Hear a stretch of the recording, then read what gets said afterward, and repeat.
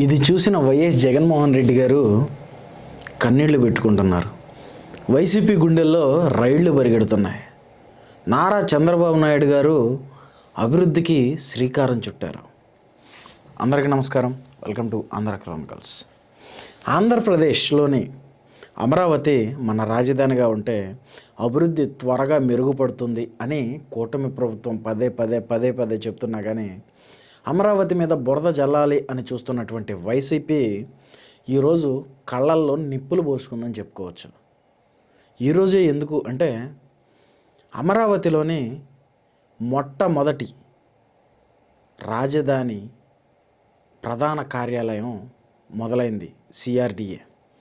అయితే ఈ సిఆర్డిఏ ప్రధాన కార్యాలయాన్ని ఆంధ్రప్రదేశ్ రాష్ట్ర ముఖ్యమంత్రి నారా చంద్రబాబు నాయుడు గారు, అలాగే మున్సిపల్ శాఖ మంత్రి నారాయణ గారు, అలాగే అమరావతి రైతులనే ముందుండి నడిపించి మీరే ఈ కార్యక్రమానికి పెద్దలు, అతిథులు, అలాగే మీ వల్లే ఈ కార్యాలయం అలాగే అమరావతి అభివృద్ధి చెందింది అని చెప్పారు. అంటే వాళ్ళ యొక్క రైతులకు ఇస్తున్నటువంటి రైతులకు పెద్దపీట వేస్తున్నారు అనడంలో ఎలాంటి అతిశయోక్తి లేదు.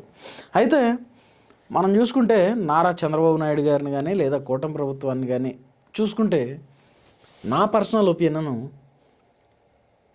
ఫీనిక్స్ పక్షి అని ఒకటి ఉంటుంది. ఆల్మోస్ట్ చాలామందికి తెలిసే ఉంటుంది.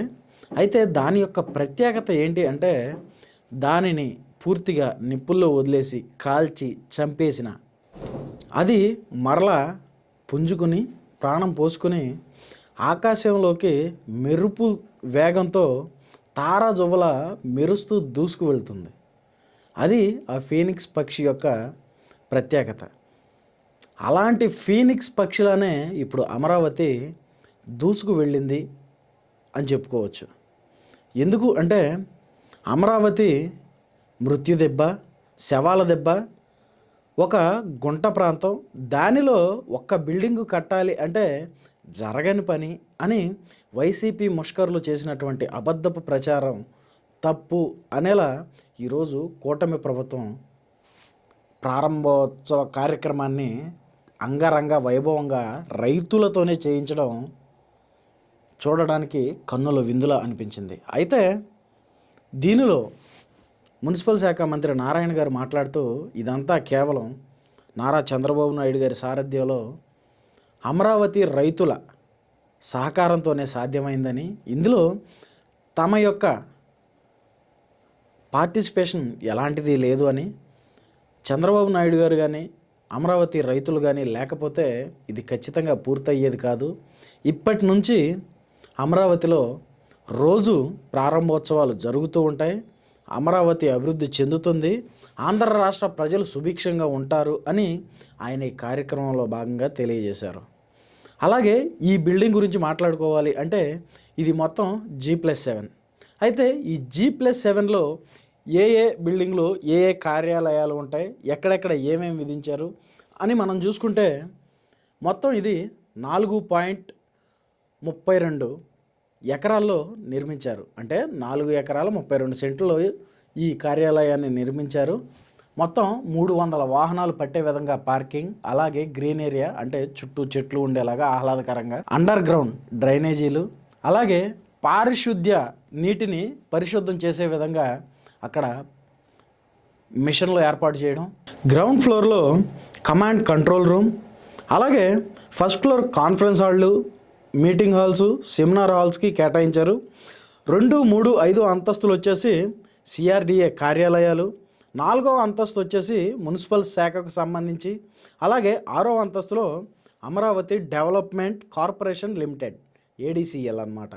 అలాగే 7వ అంతస్తులో మున్సిపల్ శాఖ, అర్బన్ శాఖ, డెవలప్మెంట్ అధికారులకు సంబంధించిన కార్యాలయాలు ఉంటాయి.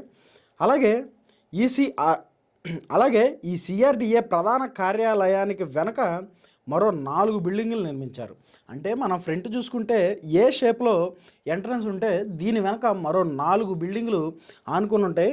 ఈ 4 బిల్డింగుల్లో కూడా ఇన్ఫ్రాస్ట్రక్చర్, డెవలప్మెంట్, పర్మిషన్స్, రేరా, అభివృద్ధి, రోడ్లు, బిల్డింగ్, డ్రైనేజీ, మెప్మా లాంటి శాఖలకు సంబంధించిన అధికారిక కార్యాలయాలు ఈ మిగిలిన 4 బిల్డింగుల్లో ఉంటాయి. అలాగే మున్సిపల్ శాఖ, urban development, Amaravati development corporation limited, ఇలా చూసుకుంటే ఇవన్నీ కూడా ఈ 7 అంతస్తుల్లో కూడా పునరుద్ధరించే విధంగా, అంటే ఓపెన్గా మనం ఎలా చెప్పుకోవచ్చు అంటే సింగిల్ విండో విధానం, అంటే అన్ని శాఖలు కలిపి ఒకే చోట ఉండేలాగా ఇప్పుడు ఈ కార్యాలయాన్ని నిర్మించారు. దీన్ని చూసినటువంటి వైసీపీ ముష్కర్లు కళ్ళల్లో నిప్పులు పోసుకుంటూ దీని మీద ఏ విధంగా బురద జల్లాలి అనేటువంటి ఆలోచనలతో తలా మునకలవుతున్నారు. మరో పక్క చూసుకుంటే విశాఖలో ఐటీ కంపెనీలు రాబోతున్నాయి, అలాగే డేటా సెంటర్లుగా రూపాంతరం చెందబోతున్నాయి. మరో పక్క చూసుకుంటే రాయలసీమలో వచ్చేసి మ్యానుఫ్యాక్చరింగ్, అలాగే సోలార్ సిస్టమ్కు సంబంధించినటువంటి పెట్టుబడులు కూడా అక్కడ రావడం, ఇలా ఒక్కొక్కటిగా అభివృద్ధి చెందుతున్నటువంటి ఆంధ్రప్రదేశ్ను చూసి వైఎస్ జగన్మోహన్ రెడ్డి గారు కానీ, లేదంటే వైసీపీ ముష్కర్లు కానీ అశుద్ధం కక్కే పనిలో ఉన్నారని చెప్పుకోవచ్చు.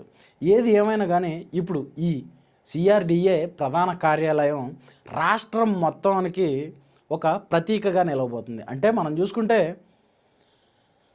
దేశం మొత్తంలో కాదు యావత్ ప్రపంచంలో వింతలు 7 అయితే ఆ 7టిని ఎలా గుర్తించారు?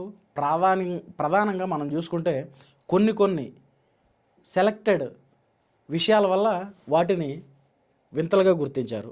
అలాగే మనం రాష్ట్రంలో చూసుకుంటే కొన్ని సెలెక్టెడ్ బిల్డింగ్లు కానీ, సెలెక్టెడ్ ఏరియాస్ కానీ ప్రధానంగా చెప్పుకోవడానికి ఏ విధంగా ఉంటాయో, అలా ఈ అమరావతిలో ఉన్నటువంటి ఈ సిఆర్డిఏ ప్రధాన కార్యాలయం వాటిల్లో ఒకటిగా నిలవబోతుంది అని ఆంధ్రప్రదేశ్ రాష్ట్ర ముఖ్యమంత్రి నారా చంద్రబాబు నాయుడు గారు చెప్పారు. అంటే అది ఏ విధంగా ఉంది, ఏ విధంగా వర్క్ చేయబోతుంది, ఏ విధంగా పేరు ప్రఖ్యాతులు సంపాదించబోతుంది అని మనం అర్థం చేసుకోవచ్చు అనమాట.